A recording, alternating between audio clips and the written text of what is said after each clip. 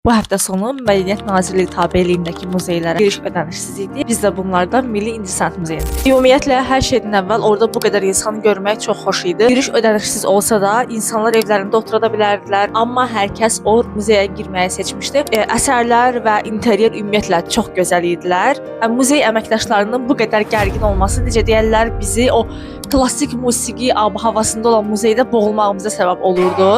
Koridorlar var və koridorlardan əsərlər olan otaqlara girişlər mövcuddur və bizi orada əməkdaşlar yönləndirir ki, buradan girmə, buradan gir, başlanğıc buradandır. Onların bu yönləndirməsi başa düşürəm, amma əmin ola bilərsiniz ki, ora gələn ziyarətçilər bir çoxu sıralama ilə maraqlanmır, illərlə maraqlanmır. Bir çoxu da əsərlərlə maraqlanırsa belə, yəni mənim öz seçimim olmalıdır ki, mən əsərlərə istədiyim tərəfdən baxım. Əsərlərə baxırsan, yaxınlaşıb incələmək istəyirsən və toxunmursan, çünki önündə bir baryer var və xanımlar oradan bildirirlər ki, yaxından baxmaq olmaz. Muzeydəyik və əsərlərin necə çəkildiyini mən çox maraqlı görmək istəyirəm. Yəni bu bildirişin gəlməsi də xoş deyil. Hətta orada xanımlar şəkil çəkdirirdilər. Əməkdaş orada dedi ki, siz çox şəkil çəkdirirsiniz. Yəni hətta orada otaqlar var və biz otaqları gəzəndə bir otaqda çox insan var idi. Dedik gedək, qayıdarıq sonra bir otağa. Biz getdik, qayıdırıq. Orada əməkdaşlar deyir ki, ora getmək olmaz, çıxış buradan. Dedim ki, çıxmırıq. Öz aralarında danışmağa başladı. Bir o bildik ki, çıxmırlar. Sonra arxamızdan baxmağa başladılar. Mənə görə problemlərdən biri də əsərlərin üzərində məlumatların çox az olmasıdır. Məsələn, böyük bir otaqdır. Burada əsərlər var. Əsərlərin üstünə nömrələri yapışdırıblar stikerlə belə balaca və otağın qapısının ağzında da həmin stikerlərə uyğun əsərlərin adları